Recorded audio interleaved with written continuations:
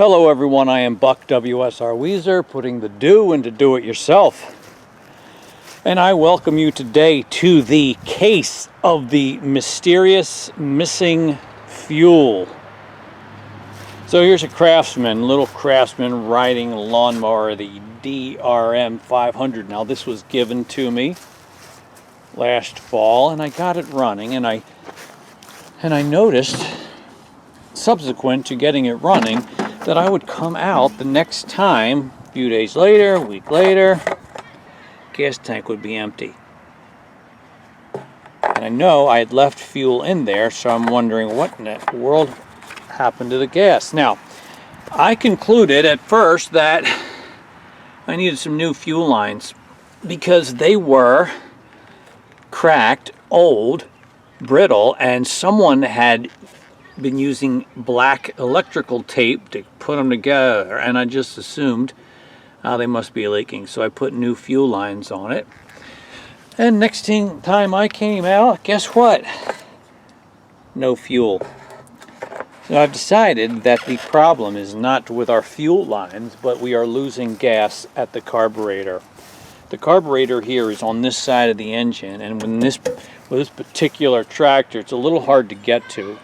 But I'm going to remove the carburetor. We're going to install a new needle and seat because the fuel is not shutting off properly at the carburetor and it's leaking out.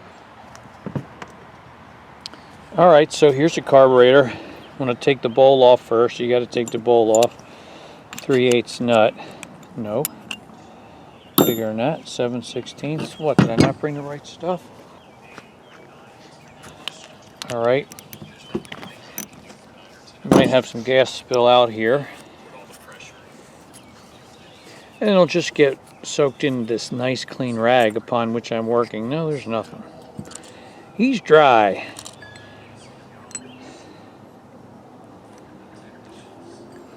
All right, so next we got to remove the float. This pin here pulls out, set him aside, and the float comes up along with the needle. Now, I should have explained how this works. And then down there is the seat, which the tip of the needle will contact. Now, maybe I should have showed you the concept before taking this out. Let's put it back in real quick. Like so. So fuel enters here through the fuel line and comes down into the carburetor bowl and fills up. And as the bowl fills up, the idea with the float is that it rises, pushes that needle against the seat and disrupts the flow. So the float has to float upwards. The needle has to come snugly against the seat to cut off the flow of fuel. Then as the fuel in the carburetor bowl is used up, float lowers, more gas comes in, raises up, shuts off the supply. So when you turn off your tractor, you know, the bowl should be filled and cut off the flow of supply. But with mine, it's been leaking, so fuel has been leaking out through the needle and seat. So that's what we're going to replace. So this comes out. We will reuse the float, but we will not reuse the needle. And while I have this apart, I'm probably going to use some carburetor and choke cleaner, spray it out, clean it up a little bit while we have that opportunity. But the tricky part of this job is to remove the seat, which is right there. It's a brass seat that is pressed into place. Now I devised a tool here that I'm going to use to extract it, and as you can see here, the seat from a previous job is still threaded onto the end of this bolt. So I'm going to try to take that off.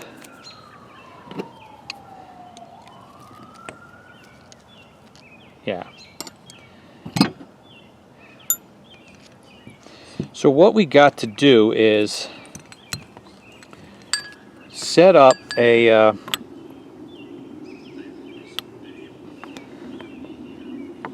way for the tip of this bolt to be threaded into the old seat, and then by turning this nut to tighten it down and pull it up.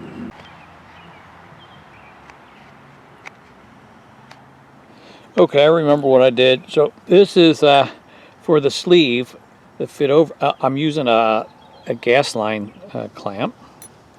Fits right over there. Then I'm putting this larger washer on top of that. And then I'm going to thread the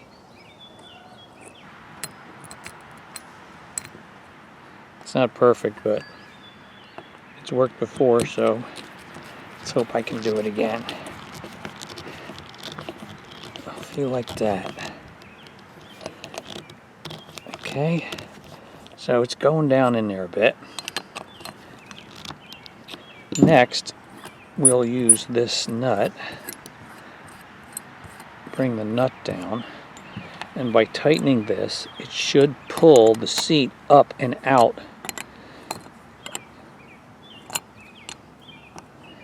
Gotta get a different wrench. I think it's a 10mm. Hang on. So as I tighten this nut, it should pull the old seat up through the sleeve.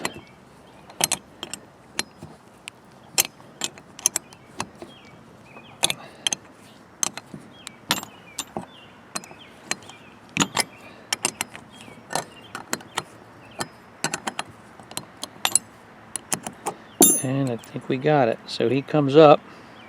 Doesn't look pretty, but he's out. In my makeshift apparatus. It feels pretty good. I know it's hokey, but it works.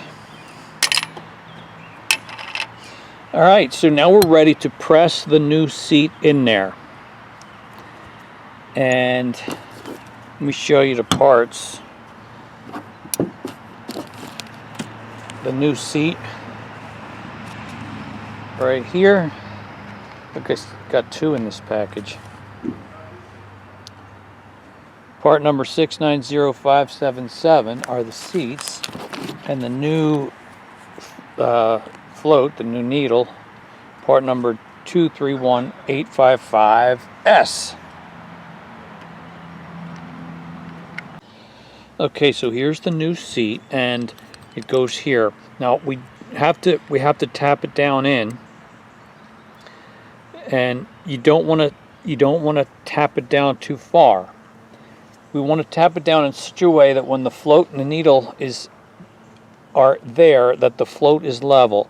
If you tap it down too much, you won't be able to get it out except by destroying it and removing it, starting anew.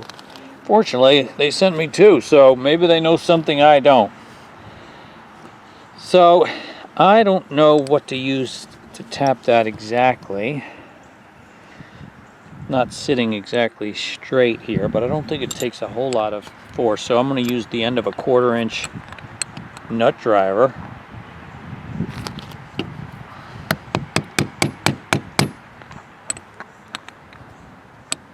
And a pair of pliers to tap on the end of it.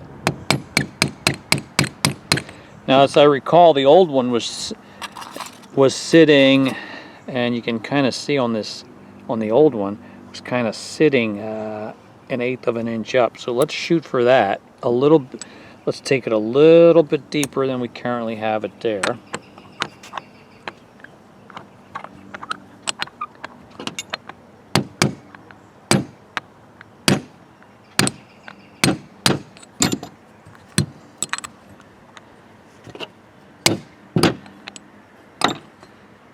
Let's give that a try. I don't want it to go too deep because that would be a problem. Alright, so now that we've got that in, we can put the new needle out of this bag. They sent me 2 seats but only 1 needle. Our float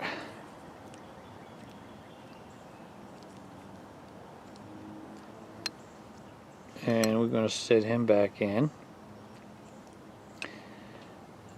And we'll use this stem to hold it in place as before, same part.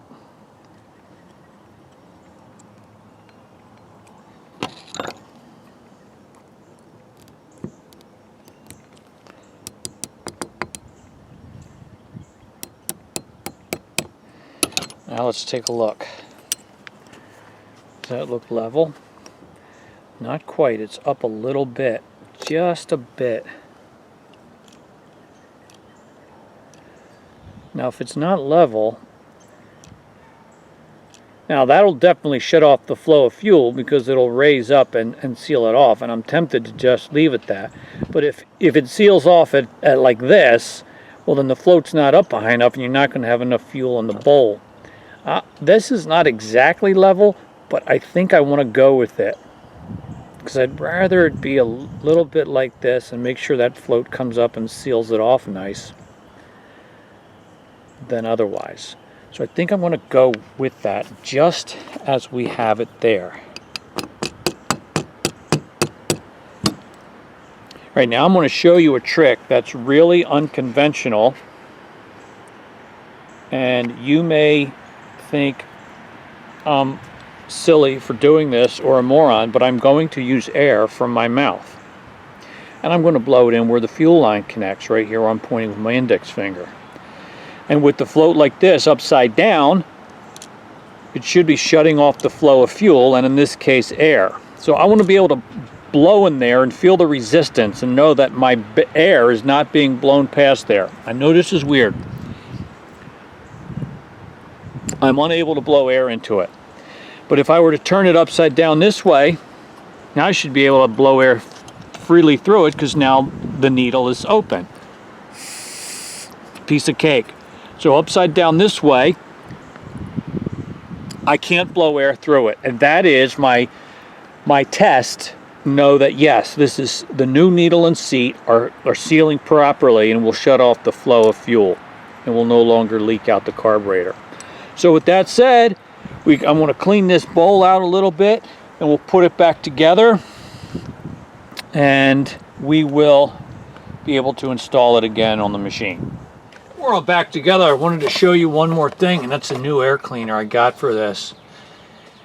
It's part number 698973, and it's a very unique design. It works for this particular model.